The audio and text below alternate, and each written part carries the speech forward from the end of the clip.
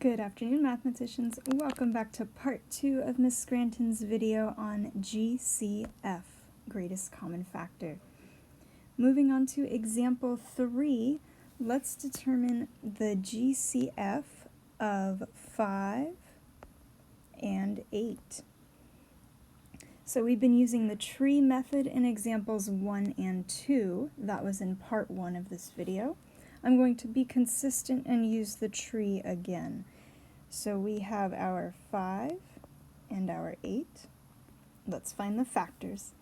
So factors of 5, I can only think of 5 times 1 or 1 times 5. Since we have this times 1 here, we know that we have found our prime factorization. Moving on to 8. Factors of 8, I can think of 4 times 2, or 2 times 4, and 8 times 1, or 1 times 8. But I really don't want to use the group that has that number in it, so I'm going to use 4 times 2. And of course, we could also use 2 times 4. Order does not matter. Okay, can we break down 4? Yes, we can. What are the factors? I can think of 2 times 2, 4 times 1, or 1 times 4, and that's it. I don't want to use the group that has 4 in it, so I'm going to use 2 times 2. Okay, can we break down either of those 2's? Well, sure, we could break this down into 2 times 1, but then we are getting our prime factorization. So as I mentioned in part 1 of the video, you'll start to remember and realize which numbers are prime numbers so that you don't have to do this breakdown every time. But, if it helps you practice as you start learning, then please do it every time. So I'm just going to underline the 2's because I know they are prime. And the same thing will go for this 2 right here. I don't need to break it down into its prime factorization form because I already know that it's prime. So on the next page, let's write out our prime factorizations of 5 and 8. What was the prime factorization of 5? Let's go back a page. 5 times 1. Okay.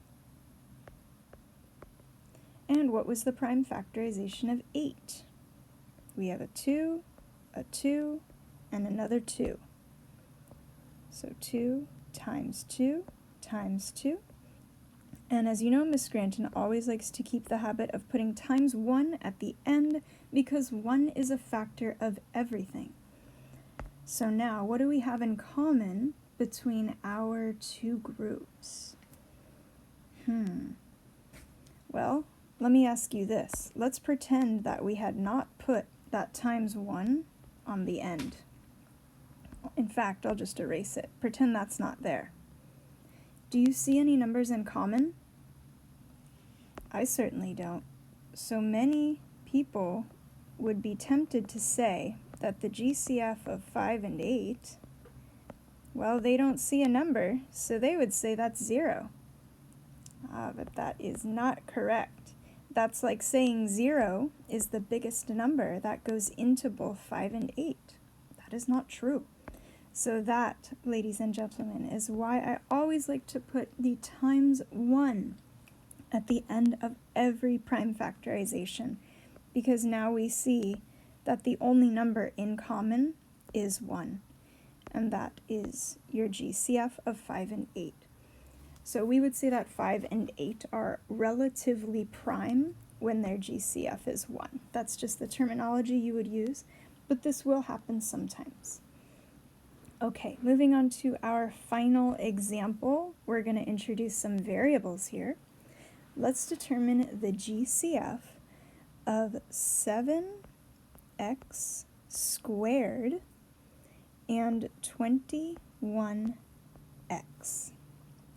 Okay, I'm going to use the same method, the tree. So 7x squared and 21x. So let's think of the factors of 7, first of all. Ignore that x squared. What are the factors of 7? I can think of 7 times 1 or 1 times 7, and that's it. Now what are the factors of x squared? X squared. Let me ask you this. What are the factors of 3 squared? 3 squared. Wasn't it true that 3 squared equals 3 times 3? Sure. What about 8 squared? Isn't it true that 8 squared, or 64, is the same as 8 times 8? Yes. So how could we write x squared? How about x times x? Absolutely. So x times x. Let's put our multiplication there as well. Okay, so we see this times 1 right here, so we know that for the 7 we have found our prime factorization, so I'll underline that as well. 7 is prime, and even though x is a variable and not an integer, we are going to consider it prime because we don't know what value x is. What if x is 5? Then we're done with our prime factorization.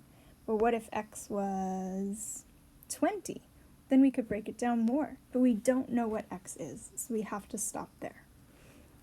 Moving on to 21x. What are the factors of 21? I can think of 7 times 3, or 3 times 7, and 21 times 1. But this group has 21 in it, so I don't really want to use that. I'm going to use 7 times 3. And what about the factors of x? Can we determine those? Not really, because we don't know what x is, once again. So I'm just going to bring down times x. Okay, from over here, we saw that 7 was prime. In previous examples, we saw that 3 was prime, so I'm just going to underline it. And even though we don't know x, we are going to consider it as prime since we cannot determine its value. So on the next page, let's write our prime factorizations. Whoops.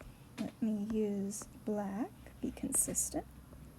So we had 7x squared and 21x. So on the previous page, what was our prime factorization for 7x squared? Well, I see 7 times 1 times x times x.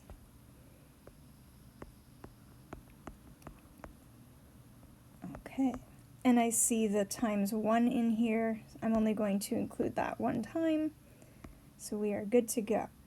21x, prime factorization, 7 times 3 times x.